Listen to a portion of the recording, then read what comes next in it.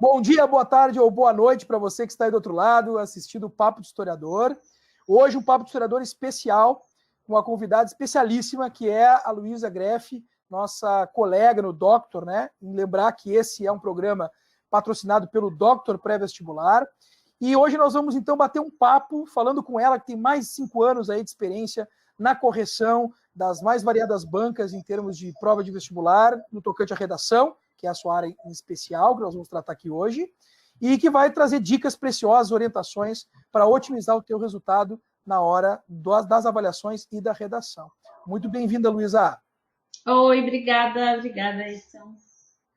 Então tá, Luísa, conta um pouquinho para nós aí da tua experiência, onde é que tu dá aula, quanto tempo tu dá aula, fala um pouquinho da tua experiência, para o pessoal saber aí que tá em boas mãos.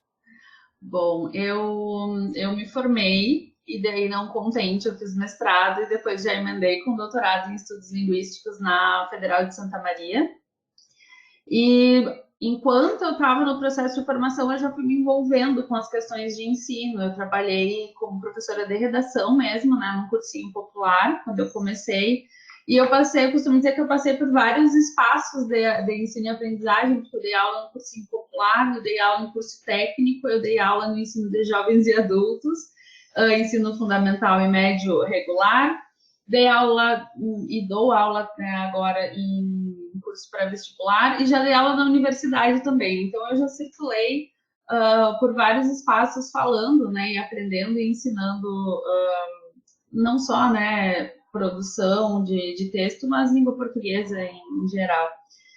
E agora eu estou trabalhando, então, com o pessoal do Doctor, né, tanto em Pelotas quanto em Santa Maria, e estamos aí preparando os alunos para o sucesso nas mais diversas bancas, né, de processos seletivos que a gente vem enfrentando aí, né, não só o Enem, mas o pessoal que tenta as outras universidades públicas e privadas que têm sua própria prova.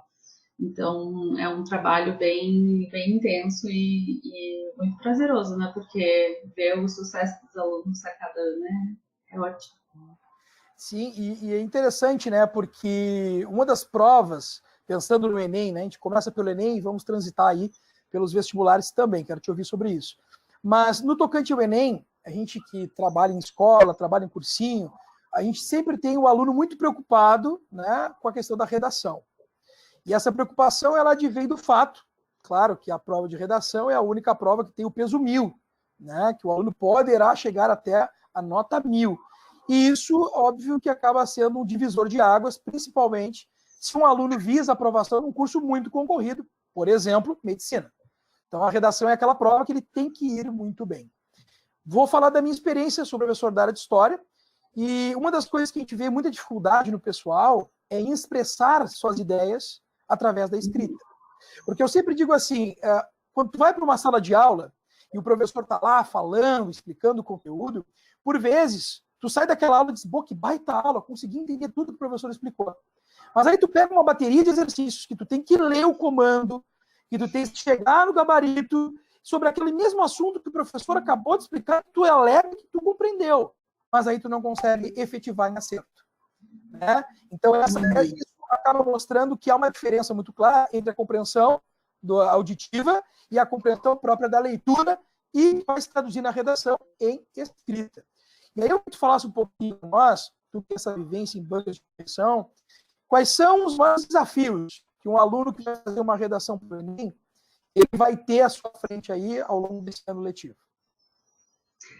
Bom, eu vou reproduzir uma fala que, quando eu estava na faculdade, eu jurei para mim mesma que eu não ia reproduzir, que é de professores meus, né? E que a gente dizia, olha esse papo do professor, né? E que o aluno precisa ler mais, porque a interpretação de texto, e é bem isso que tu falou, é uma questão de interpretação, ela não vem apenas da aula. Eu posso dar a melhor aula de interpretação de texto, eu posso mostrar várias ferramentas para o aluno, porque a gente tende a achar que a interpretação de texto é ler e jogar ali os sentidos que vieram na minha leitura particular, né? Que é expressar a minha subjetividade. Mas eu não posso inferir nada além do que está no texto. E eu sempre digo isso nas aulas de português, não viaja, sabe? Fica no que está no texto, trabalha com a materialidade linguística. E muitas vezes é isso, é uma falta de prática de leitura, e essa leitura guiada, né? Não é ler, passar os olhos, né? É uma leitura profunda, uma leitura interpretativa, é fazer associações, e que isso também é cobrado do aluno, né? Em duas competências, na verdade, da redação, que é a competência 2, que vai falar sobre repertório, e a competência 3, que vai falar sobre argumentação. Então, justamente, né, eu sou uma apaixonada pelo Enem, e justamente porque o Enem vai te cobrar isso. Na prova objetiva, tu precisa de interpretação para todas as matérias, não é para o português. A prova de português é interpretativa. Sim, a de literatura também, a de história também, a de geografia também. Mas não está só ali, né? Está na redação, então a gente tem uma prova inteira que exige do aluno uma leitura disciplinada, uma leitura crítica, uma leitura focada na prova. Então, eu acredito, né? A gente já falou sobre isso antes, eu também comecei, né? Não vou dizer que fiz, comecei a faculdade de História, e eu, quando dei aula de História, via isso também, assim. Eu terminava de explicar a matéria e fazia os exercícios. Parece que as ligações, assim, mesmo na literatura, fazer a ligação dos períodos históricos com os períodos literários, às vezes parece que tem uma desconexão, e eu acho que é uma questão de leitura e interpretação, assim,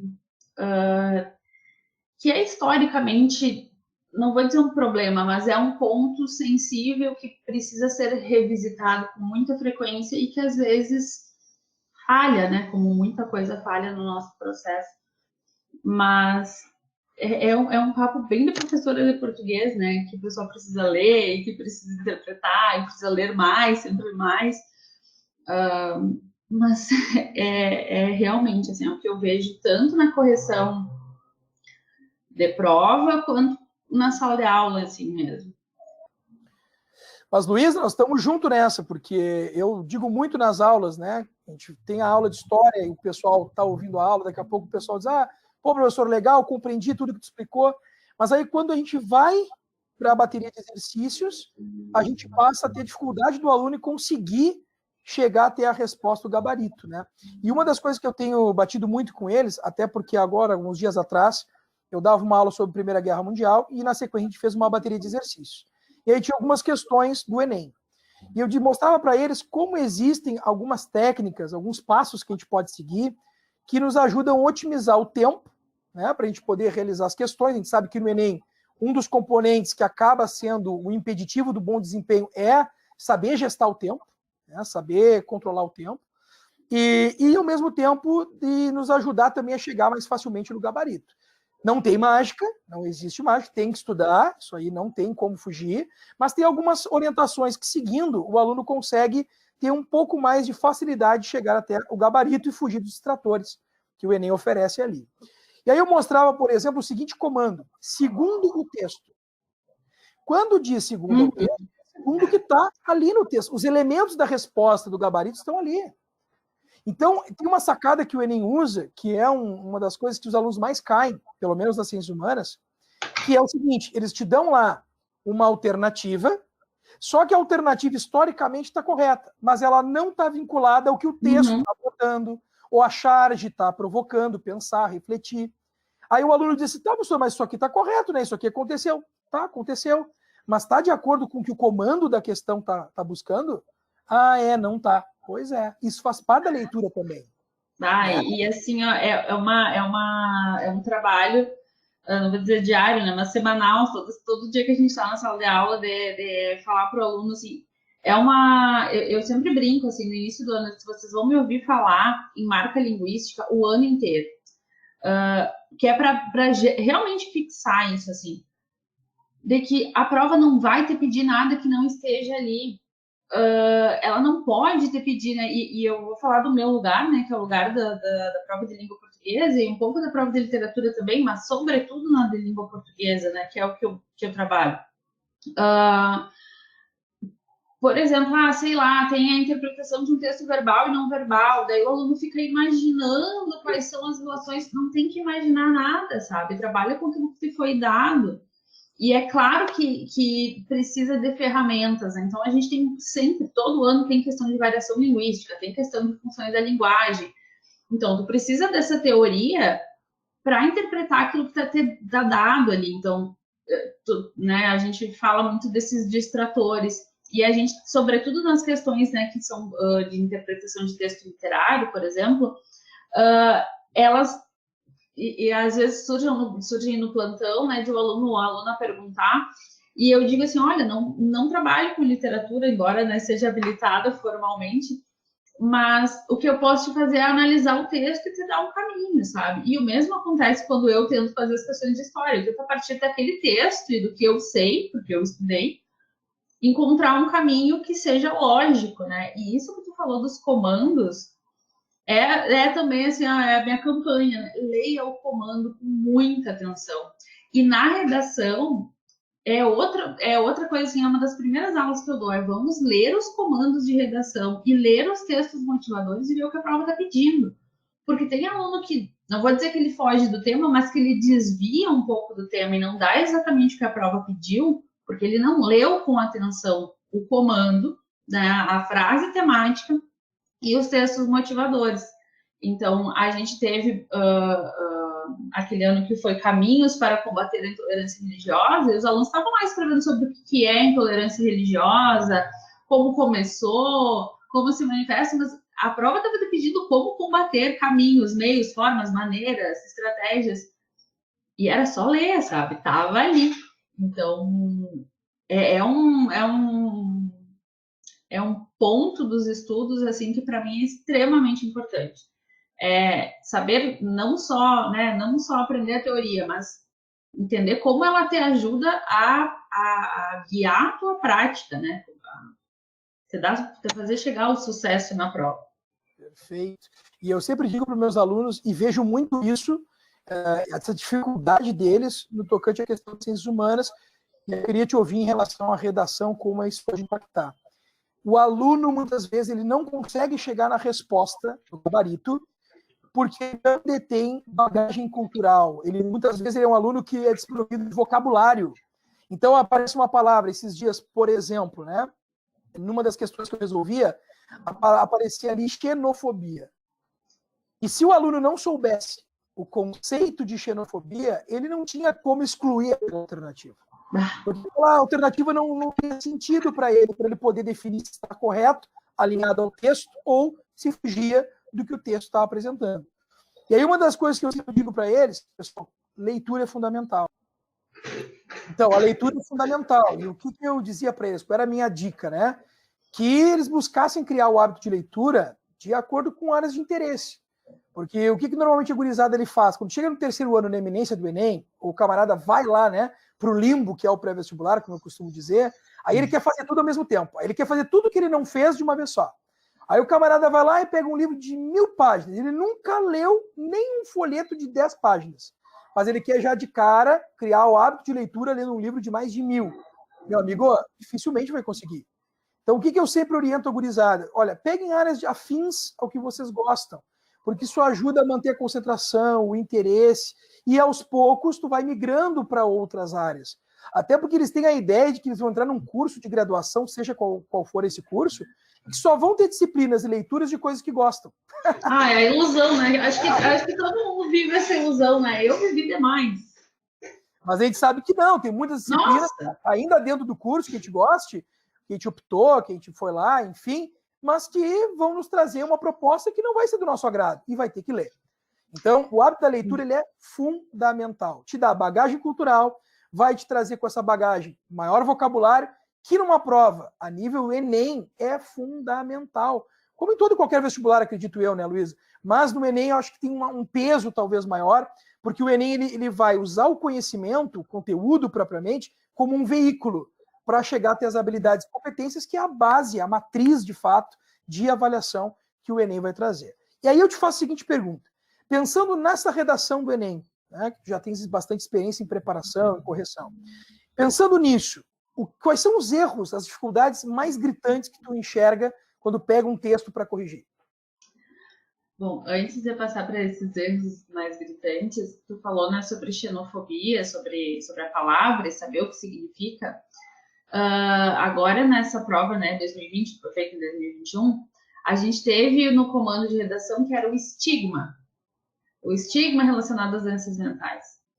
E, assim, nossa, foi gritante, assim, os resultados de aluno que não sabia o que era e que não conseguiu entender a partir dos textos motivadores, porque estava lá, né? É o que eu sempre digo, o Enem não vai te cobrar uma coisa que seja impossível. Então, estava lá nos textos motivadores o que era estigma, o aluno não conseguiu interpretar, porque tinha um dos textos que falava das cicatrizes, das feridas, mas era no sentido figurado aqui. Então, não era no sentido do dicionário de cicatriz e ferida, né? Então, foi assim, teve de tudo, né? Mas teve aluno bom também, aluno muito bom, aluno com bagagem de leitura dizendo que, professor, mas não tinha nem ideia do que era estigma, e eu, o que vou dizer, né? Eu passei o ano inteiro dizendo para ler mais, né? Vai ouvir podcast, né? Se não gosto de ler, não consigo, me dá sono. Então ouve podcast antes de dormir, sabe? Temos que diminuir um pouquinho, não para de assistir teu Netflix, não para de assistir teu, sabe, série, etc. Mas investe, né? Investe não só nesse estudo teórico, investe nessa construção que não é para o Enem, ela é para ti enquanto sujeito pensante, né? E sobre os erros, aí a gente tem diferentes aspectos, né? O Enem ele vai ter lá 5 competências, né? E em cada uma delas a gente tem problemas que se sobressaem. A competência 1, que é, né, vulgarmente falando, é a gramática, né? A norma culta da língua portuguesa. Então, a gente tem aí quais são os maiores problemas ainda, né? Crase. Aluno, sei lá, não sei o que a gente precisa fazer para o aluno entender como funciona a crase. Concordância, colocação pronominal e vírgula, né? Mas vírgula, acho que sempre. E não é no Enem, é em qualquer prova de redação. Mas isso não é não vou dizer que não é um problema, né? É um problema, mas são 200 pontos, sabe? E para te chegar, assim, a uma nota muito, muito, muito baixa, teu desempenho tem que ser muito insuficiente.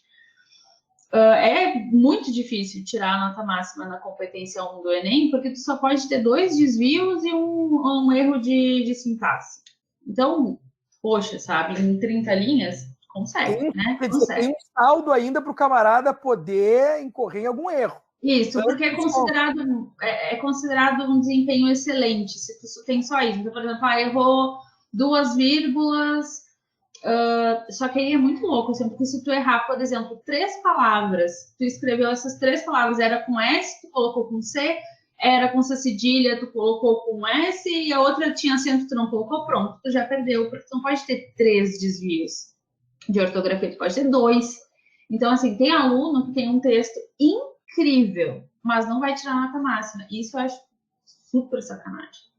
Mas são os critérios da prova e é isso que torna a avaliação objetiva, né? Tem aluno que diz, mas o corretor não sei o que. Cara, o corretor segue uma tabela, passa por provas semanais, sabe? São meses de preparação. Tem um horror, a gente faz um vestibular, sabe? Para poder corrigir prova. Então, calma, né? Calma. Então, por isso que o 1000 é tão difícil, né? E tão celebrado quando acontece. Sim. Um problema que eu acho que é o problema principal da preparação não, mas enfim, do desempenho, é o que tu já falou aqui, né? Que é essa questão de bagagem, né? Conhecimento geral e conhecimento linguístico, claro, mas conhecimento de repertório socioculturalmente produtivo. Então, o aluno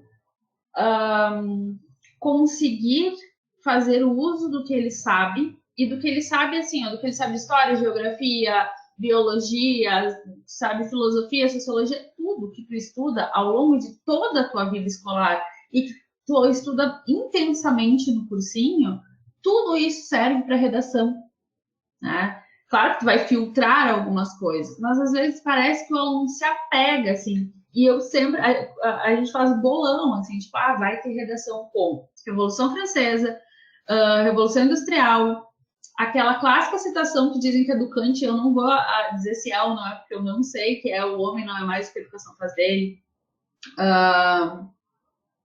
sei lá, ao quadro do grito. Enfim, são coisas que sempre vai ter. E às vezes não tem nada a ver com o tema, mas o aluno faz um malabarismo retórico para caber ali, porque é o que ele sabe. E às vezes eu tenho vontade de dizer, mas eu tenho certeza que tu sabe várias coisas, porque tu passou pela escola, porque tu passou pelo cursinho, porque tu vê novela, tu vê filme, tu vê série, tu ouve música. Então, sabe, tu assiste jornal, certamente sabe, né? Eu acho que é aí que entra a questão da bagagem cultural, que eu sempre digo para o aluno, que não é só esse conhecimento formal da escola. Vem do cinema que ele assistiu, o seriado que ele acompanhou, a música que ele ouve, a viagem que ele fez. Tudo isso se torna parte do repertório que ele tem que explorar quando faz uma prova, por exemplo, como redação. Agora, não tentando colocar Porto Alegre dentro de Pelotas, né? Forçando ali a situação, né? Exato, e é uma insistência que eu tenho, que é o texto, ele não é só verbal, né? O texto não verbal, ele também precisa ser lido, então a gente precisa, os filmes que a gente assiste, a gente precisa ler esses filmes, entender e saber do que está falando. Então, sei lá, tu assistir um filme sobre a Primeira Guerra, poxa, tu estudou a Primeira Guerra, então vai lá e faz com que isso te ajude a entender. Quando eu estava na escola, há bastante tempo, eu tive uma professora estagiária de História, que foi quem me inspirou a fazer a faculdade de História, e ela deu para a gente ler o Nada de Novo no Front, para a gente estudar essa questão da Primeira Guerra. E eu fiquei assim, nossa, mas não vai ter, tipo, livro de história, porque a gente não usava o livro da escola, usava literatura, filmes, etc. E assim, ela foi conseguindo linkar as coisas de uma maneira que foi incrível para mim. Da mesma maneira que, por exemplo, ler Primo Levi para entender a Segunda Guerra, sabe? Então, tem mil formas, né? Filme, então, nem se fala, série, a gente tem aí cada vez mais produções que estão se vinculando a uma questão histórica. Então, e isso que tu falou, né, esse conhecimento formal, né, esse conhecimento escolar, acadêmico, não é só isso que o Enem vai considerar como conhecimento socioculturalmente produtivo, né? A gente tem aí e isso é uma coisa que toda aula eu falo, gente, arte é a área do conhecimento. Então, se tu citar uma música, poxa, tu está citando uma área do conhecimento, né? Notícias, enfim, isso tá lá, né? Tá lá na cartilha do participante, não é invenção de professor de cursinho, isso tá lá, sabe?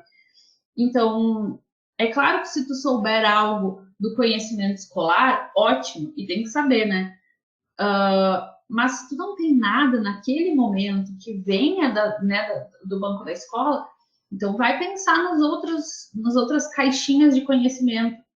A prova deste ano, por exemplo, que foi sobre saúde mental, e pensando que o Enem ele é feito para adolescentes, né? Ele é ensino médio, então tu tá pensando em adolescente. Claro que a gente pega uma faixa etária extensa, né?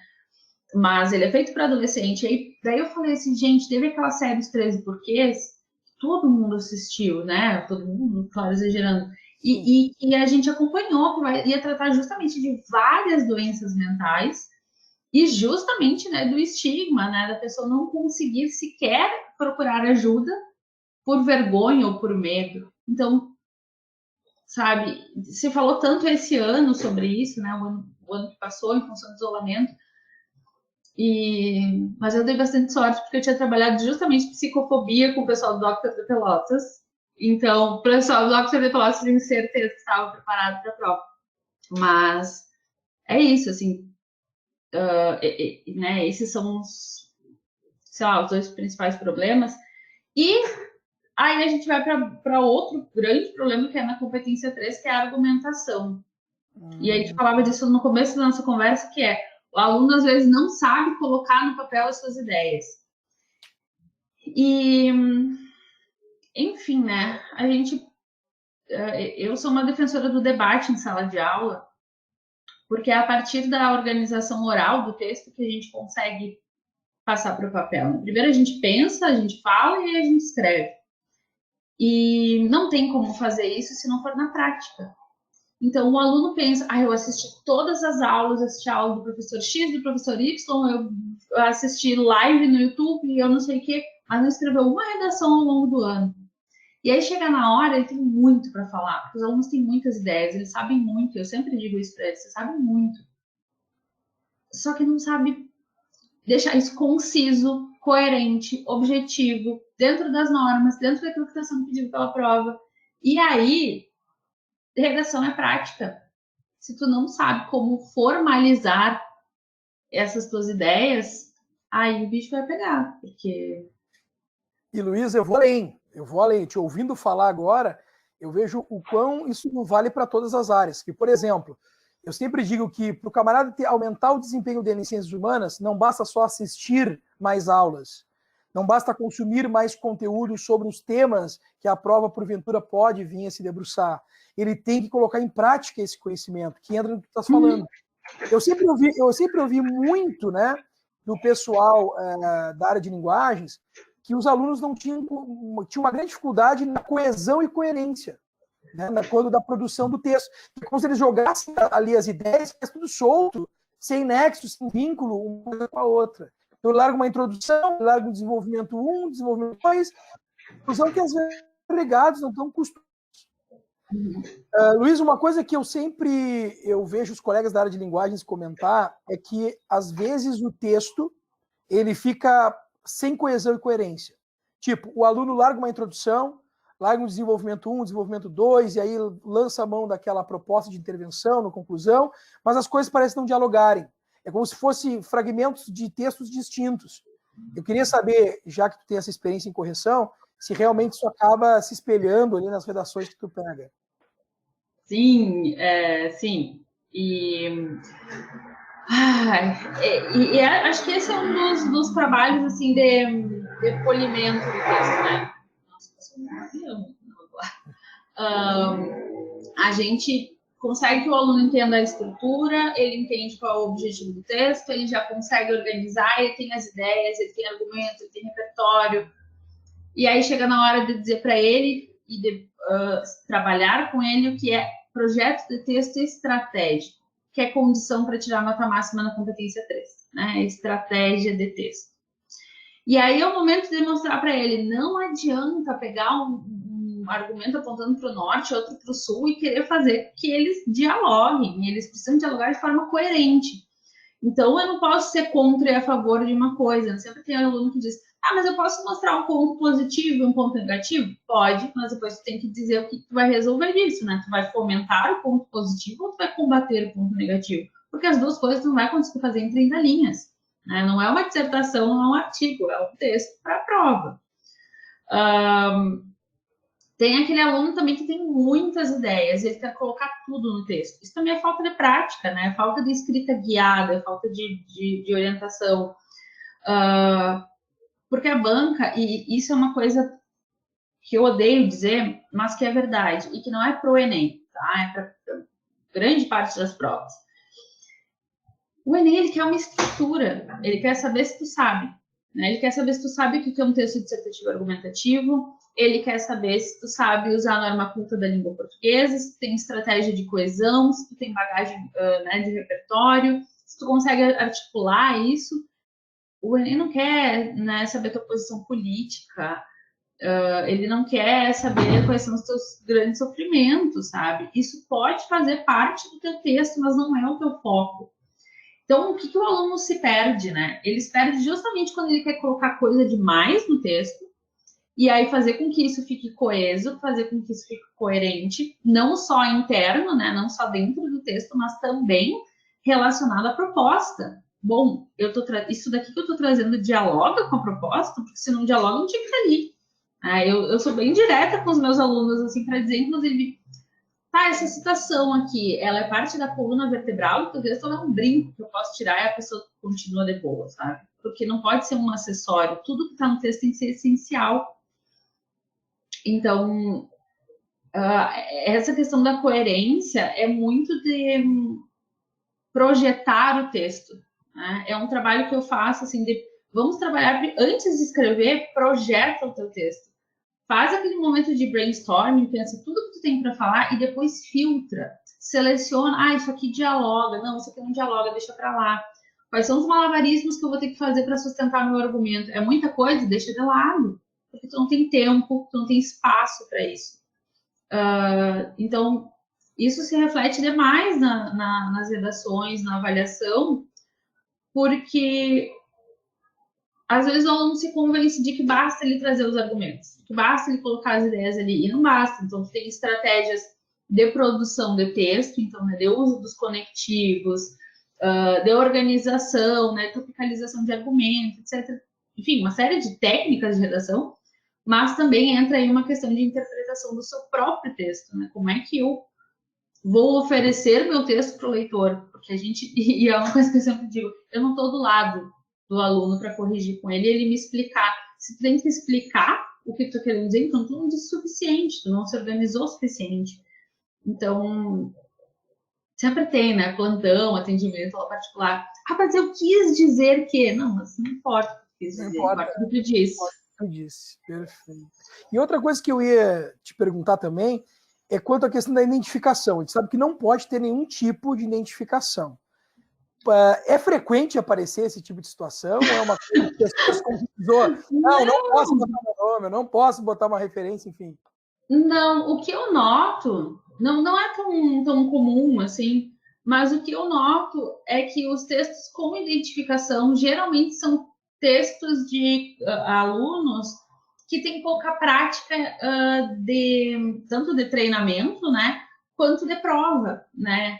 Então, talvez seja falta de informação, né? Não é má fé, não é, sei lá, né? Preparo e orientação, basicamente. Exato, falta de preparo, de orientação, de conhecimento de prova.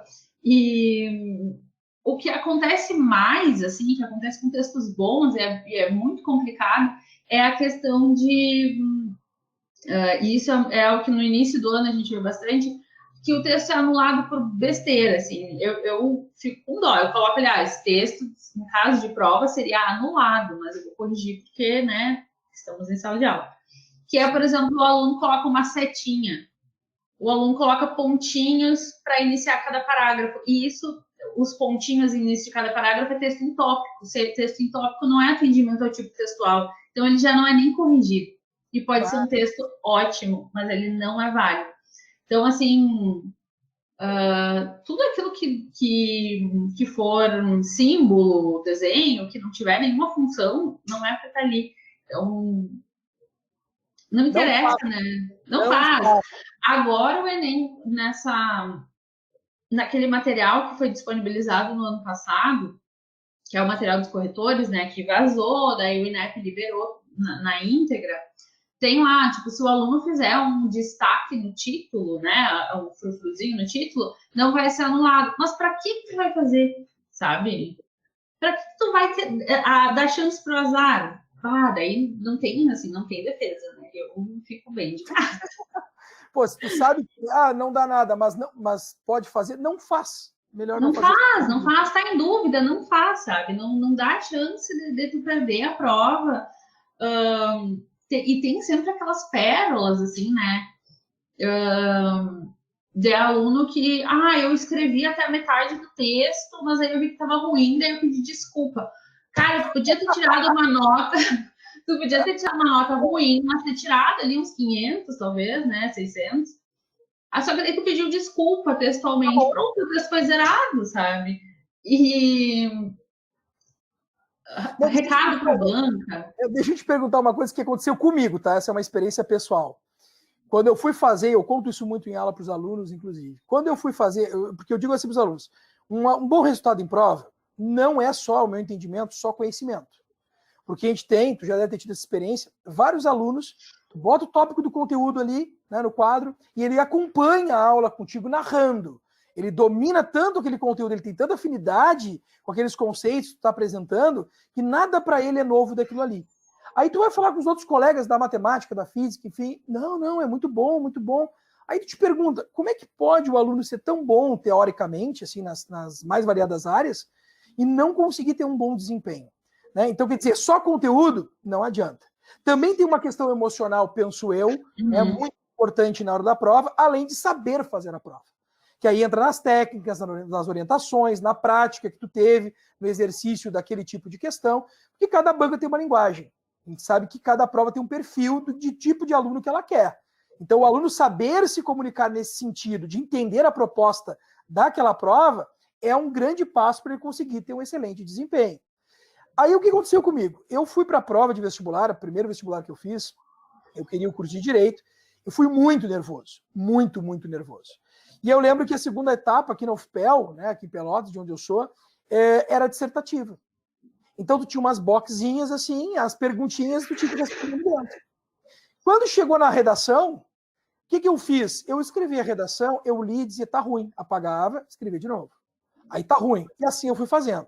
Resultado, quando faltava meia hora para acabar a prova, a minha redação, a metade ainda estava lápis.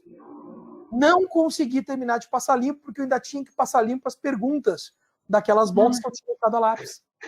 O nervosismo fez com que eu, além de me cobrar muito, e aí eu escrevia, apagava, tirando um tempo que eu não tinha, eu não consegui perceber que o tempo estava passando e eu não estava definindo ali as respostas. Resultado, metade da redação ficou a lápis. Pergunta, acontece muito isso no Enem? Ou tu já viu isso acontecer? De não passar a caneta, não. Porque eu acho que, assim, e aí é achismo, tá? É assim, pensando na observação de alunos e na ter transitado entre diversos tipos de ensino com diversos perfis de aluno. O que acontece de não conseguir passar limpo, geralmente é com um aluno que não conseguiu planejar o texto. Então, é um aluno que tem menos prática ou que tem menos orientação, menos estudo de redação. Então, o que a gente vê, e talvez também o Enem, né, tu tem que estar com a caneta preta, né? Então, a gente já pega o texto, a caneta, o aluno faz, né? O que tem muito, como não é de passar limpo de lápis e caneta, é texto que vem pela metade mesmo, né? Texto que vem, assim... E essa é outra bomba do Enem, né? Se a conclusão, ela é...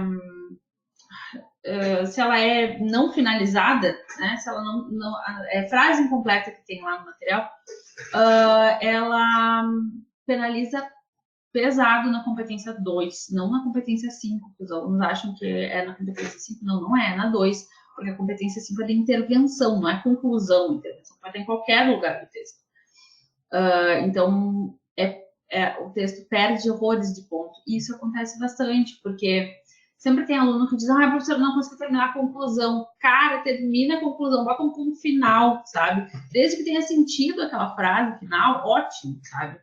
Para não perder esses pontos da competência 2, né? Então, tem muito texto que o aluno não consegue terminar. E quando a gente faz simulado em sala de aula, a gente vê que tem aluno que não consegue organizar o tempo, assim, porque eu faço simulado de projeto de texto, por exemplo. Né? A gente não vai escrever o texto inteiro. Eu quero projeto, eu quero ali palavra-chave, o que foi usar como argumento, etc. Sabe? Eu não tenho nenhum impresso para te mostrar aqui. Mas é uma tabela mesmo, assim, sabe? De organização. E eu digo, olha, exato, você está levando mais de, sei lá, 25 minutos, 30 minutos para organizar o teu texto. E não é organizar assim, né? Escrever os parágrafos para depois revisar. Não, é organizar, é selecionar argumentos, selecionar repertório.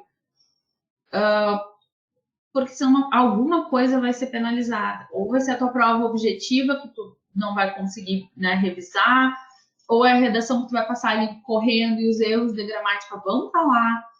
Então, é a organização. A prova, né, o dia da prova do Enem, que tem redação, se o aluno não se organizar, ele não dá conta. E como tu falou, tem toda a questão emocional, né? Tem aluno que trava de ansiedade. Eu nunca fui do tipo de aluno que trava. No dia anterior eu fico péssima, né? Qualquer prova que eu tenho que fazer, no dia anterior eu fico péssima. Na hora da prova, a coisa só vai. E aí, quando que eu travei? Na prova do doutorado. Que eu pensei, não vou estudar tanto, pro mestrado eu estudei tanto, não tinha necessidade. E aí, quando eu cheguei para fazer a prova do doutorado, eu tinha, sei lá, 4 horas e as questões eram imensas. Assim, eram 3 questões, elas eram imensas. Eu pensei, não consigo organizar meu tempo para fazer isso aqui. E justamente foi o que aconteceu. Foi a última que saiu eu não consegui terminar como eu queria, mas porque eu não tinha me planejado, né? Não tinha... Mas passei. Mas não se fiem, né? Não se fiem nisso. Claro, eu tinha... O doutorado eu fiz em 2017, eu entrei na faculdade em 2007, né? Então foram 10 anos de preparação. Tem uma bagagem. O que eu ia te dizer, então, que eu acho que é importante, pelo menos que meus alunos me procuraram, né? Eu falei, divulguei que iria fazer uma live, né, com uma pessoa que preparava, que já tinha experiência em correção da redação, e alguns alunos me mandaram, né? Professor, pergunta isso, né? Comenta isso. Uma das coisas que o pessoal tem muita dificuldade é saber quais são os critérios da prova do Enem no tocante à correção. Tu falou ali de 5 competências, tá? Uhum. Terias como nos dizer quais são elas, né? E o que o aluno Sim. teria que fazer para conseguir a nota máxima em cada competência? Certo. Bom, são 5 competências, está lá no material. Só que, assim, cada uma delas tem impeditivos, né, para nota máxima. Então, na competência 1, a gente já falou, é essa, né, sei lá, eu digo uma sandice, né, tipo, 3 desvios da norma culta. Então, é isso, esse é impeditivo, certo? Se tu tem mais que 3 desvios, tu não vai ter nota máxima, ponto final. Então, é por isso que é tão difícil, né? O aluno que não tira o 1000 ou que não consegue nunca tirar a nota máxima na competência 1, ele às vezes, né? É porque eu não sou bom o suficiente. Não, certamente, se tu tem 160, tu é muito bom. Tu é muito bom, mas é que a prova é realmente muito exigente. Então, né? Relaxa. Na competência 2, é tipo textual, atendimento ao tipo dissertativo argumentativo e repertório. Aí já começa, né? Competência 1 é difícil de anotar mais, competência 2 não é tão difícil assim. Tu tem que atender o tipo, né, textual, então tem que fazer um texto que trate do tema, né, atendimento ao tema, dentro do tipo, né, então é um texto argumentativo, e tu tem que ter repertório. O que o aluno pensa? Eu vou trazer tudo que eu sei, vou tacar ele no texto e seja o que Deus quiser. Não. O Enem não quer quantidade, o Enem quer qualidade. Então, se tu tiver um repertório fora da prova, ou seja, não está nos textos motivadores, mas é um repertório que tu trouxe e que ele é legítimo, pertinente e produtivo, que são esses 3 critérios, né? E aí quando o aluno fica, não sei o que, gente, tá tudo lá no material. E eu sempre começo o ano dizendo, tu leu a cartilha do participante? Não. Pronto. Aí já tem muita coisa explicada, né? Aí, o que é, né? Legitimidade, tem que estar relacionado a uma área do conhecimento. Aí o aluno vem, mas se eu citar uma série da Netflix, é legítimo, é arte. Se eu citar a Constituição, é ciência jurídica. Mas se eu citar uma matéria do site X, desde que seja jornalístico, ótimo. Se for uma revista conceituada, ótimo também, porque a gente está falando de jornalismo, a gente está falando, né, de pesquisas que são feitas. Então, ok. Mas não adianta, né, só tá ali. Então, ele tem que ser pertinente, ou seja, ele tem que se relacionar com o tema e ele tem que ser produtivo. E é aí que o aluno geralmente perde os 40 pontos. Porque o texto ele não é produtivo, o repertório não é produtivo. Ele não sustenta o argumento. Ele está ali simplesmente para estar ali achando que vai pontuar. Então, por exemplo, aquela citação que tu traz por trazer, aquele dado que tu decorou, mas que não bate com o teu argumento, não se transforma em parte essencial do texto, não é ele que vai te dar a nota máxima, né? Então, aquilo tem que ter um peso na tua redação, tem que ser importante para a tua argumentação. Se não for, não tem nota máxima. Então, não é quantidade, é qualidade. Pode ter só um repertório externo e já ser nota máxima. Então, aprender a usar o repertório a seu favor é mais importante do que ter 1000 repertórios, né?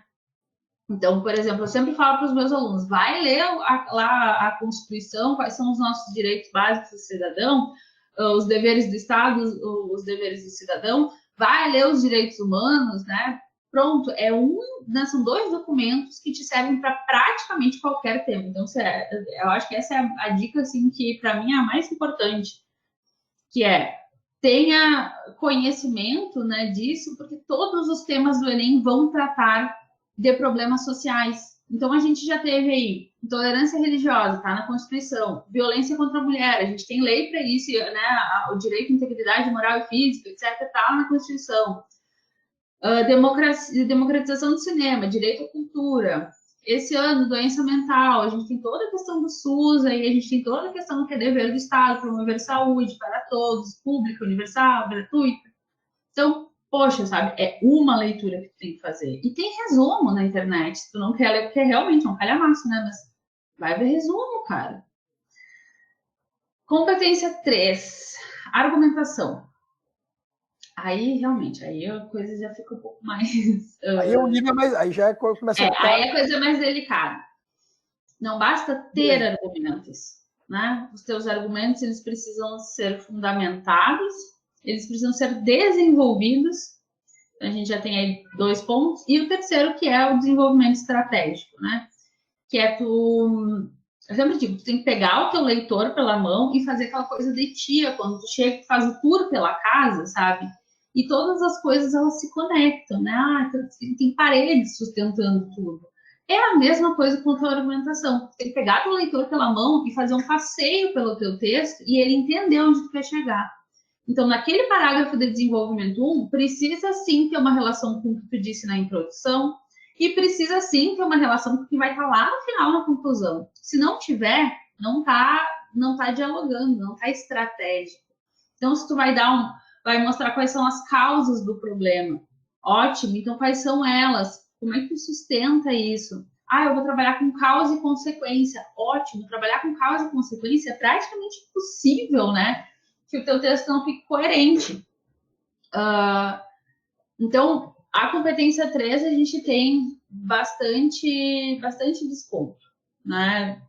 Bastante, eu digo, não em quantidade, não em pontos, mas em textos. Assim. Se tu pegar, sei lá, 100 textos, tu vai ter aí 60% com desconto, mais de 60%. 60% acho que eu estou sendo generosa, mas muito desconto, assim, para quem está começando. Porque... por uma questão de entender o que a prova está querendo mesmo, entender o que é esse desenvolvimento, o que é o desenvolvimento estratégico, né? Que é esse convencimento, essa sustentação coerente. Sim. Aí a gente vai para a competência 4, que é coesão. E aí a gente vai estar trabalhando com coesão referencial, coesão sequencial, que é o uso de conectores. A gente vai trabalhando com substituição por sinônimos, hipônimos, hiperônimos, colocação pronominal, repetição lexical. E aí o impeditivo da nota máxima, o aluno fez um baita texto. Tá todo ajustadinho na coesão. E ele não usa operador argumentativo interparágrafo. Que é, por exemplo, o aluno começa com inicialmente, e aí depois o primeiro desenvolvimento. Aí o segundo desenvolvimento não tem nada. Já começa, segundo fulano de tal, blá, blá, blá, blá.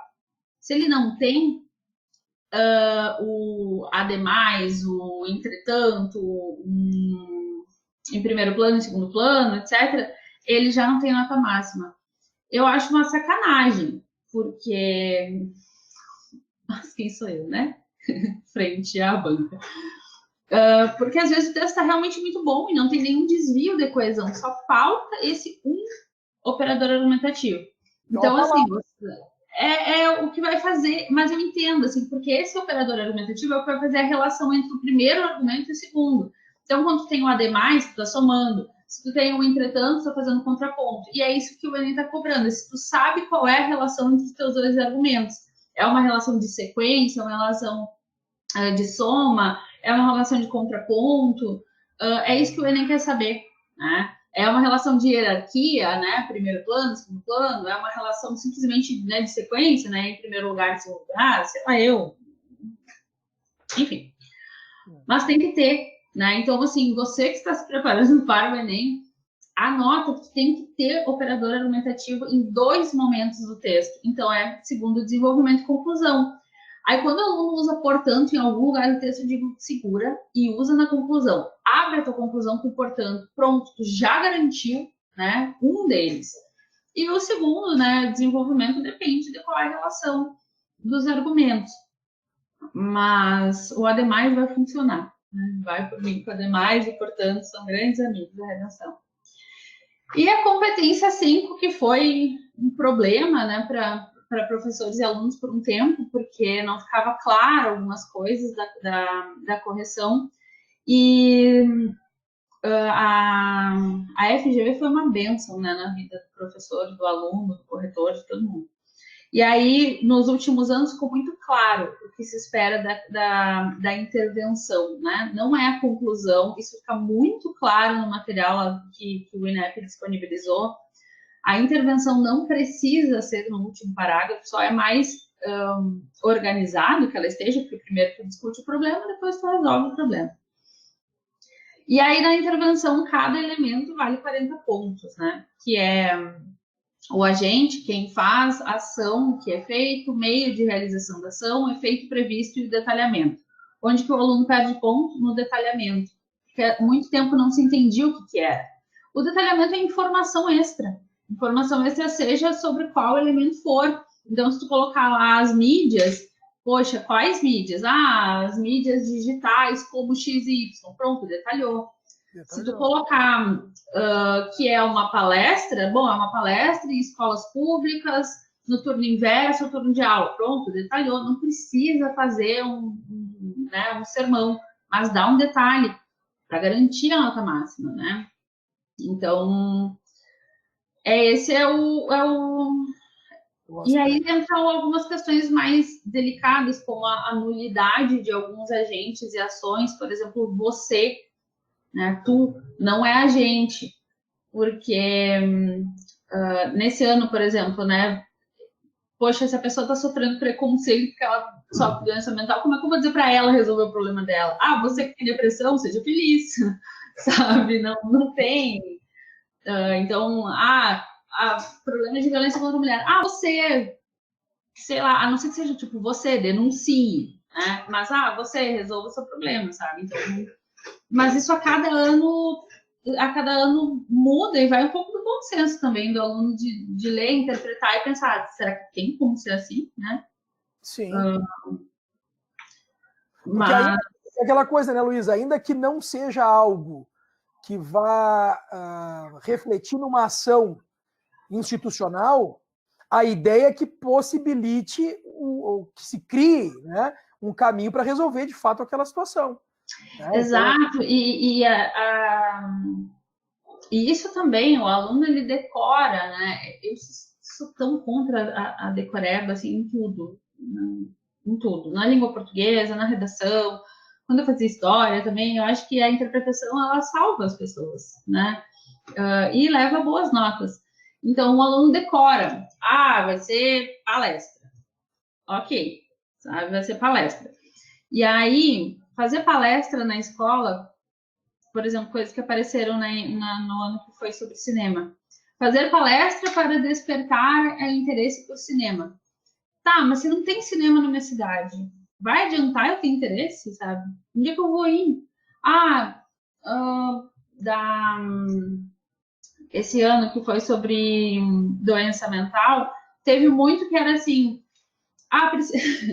eu vou rir, mas com respeito. Precisa fazer manicômio. Primeiro que não se fala mais manicômio, né? E segundo que, assim, será que isolar as pessoas é uma forma de promover o fim do preconceito contra a saúde mental? Né? Então, mas aí tu tem que pensar se isso vai ser válido ou não. Mas, eu acho assim, né, que esse desfecho aí da redação, ele provoca muito o aluno a pensar fora da sua bolha, né? Porque tu acabou de citar o exemplo do cinema, daqui a pouco o aluno vai dizer, mas na minha cidade tem cinema. Mas ele tem que entender também que existem outras cidades, uma outra realidade fora da dele, em que o cinema é uma coisa muito distante. Né? Então ali também mede, acho, um pouco disso do aluno, né? Da capacidade de visão de mundo e de entendimento sobre aquele problema, aquele aspecto que está sendo apresentado ali. E assim, eu gostar muito da prova do Enem não me impede de ver alguns problemas, assim. Nesse ano, eu acho que a prova foi extremamente... A de redação foi muito acessível. Eu acho que era um tema que, assim, ó, a gente tem como falar sobre. Só que aí a gente teve, por exemplo, aquele ano que foi manipulação do comportamento do usuário pelo controle de dados na internet. Cara, a gente está falando de uma prova que pega desde o cara que vive lá no seu berço de ouro até o cara que só tem o celular para acessar a internet e olha lá. E aí tu vem me falar em manipulação do comportamento do usuário por controle de dados. E ao mesmo tempo, eu sempre que dei aula em colégio, em cursinho popular, tá pegando pessoal aí bem mais velho que está fazendo para tentar finalmente entrar no curso superior, ou quando tinha o Pronatec, por exemplo. Aí não tá acessível, sabe? Então, isso que tu falou, né? Pensar fora da sua bolha, e o Enem faz esse convite, né? A pensar, por exemplo, quando teve lá a violência contra a mulher, foi o ano que teve o maior índice de notas altas de mulheres. E que as notas 1000 foram majoritariamente de mulheres. Por quê? Porque a gente tem que pensar sobre isso todos os dias quando a gente sai na rua de noite, sabe? Então, só que não deveria ser uma coisa de nicho, da mesma forma que pensar, por exemplo, sobre formação educacional de surdos, que foi tema. Não deveria ser papel apenas da comunidade surda pensar sobre isso, é dever de todos nós. Então, quando fala sobre democratização do cinema, é arte, é cultura, é direito constitucional. Quando fala, né, como esse ano aí que a gente viu sobre preconceito contra doenças mentais, sobre estigma, poxa, todos nós temos que pensar sobre isso. Então, eu acho que o Enem, ele te convida, assim, a pensar e pensar em soluções, né, para um problema que é geral, né, porque o Enem não vai trabalhar com uma coisa que acho que perdeu um pouco a mão ali quando foi a manipulação do comportamento do usuário pelo controle de dados, mas serviu para aprender também. Sim. Luísa, e para a gente encerrar esse nosso bate-papo aqui, né, que trouxe bastante informação, com certeza, eu quero te provocar, tá, trazer para o nosso telespectador aí as orientações que tu acredita que sejam fundamentais para que ele possa chegar na prova de redação do Enem, mas também dos vestibulares, né, e ter um bom desempenho. Quais são as orientações que tu poderias dar, assim, para a gente fechar esse nosso bate-papo para quem está nos ouvindo? Primeira e mais importante, escrever toda semana. Essa semana eu não estou muito inspirada, então vou fazer um rascunho. Mas eu não estou conseguindo. Então, revisa teu texto que foi corrigido pelo professor e vê quais são os teus erros. Não para de escrever. Né? Claro, tô doente, não estou conseguindo, hoje eu realmente não estou bem, então lê, né? Lê, assiste um filme que possa te ajudar a construir repertório, mas não para de estudar redação.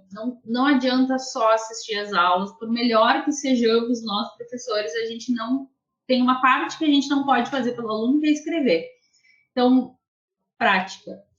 E quando eu falo de leitura, não estou falando claro que a leitura é, né, um prazer, mas não é só por prazer. Então, tu tá lendo, vai analisando, vai anotando palavras novas, vai construindo vocabulário, entendendo como é que são usados né, os recursos de coesão, a pontuação, porque se talvez tu não seja o melhor, né, na gramática, mas tu aprende como se expressar em língua portuguesa lendo pessoas que se expressam bem em língua portuguesa.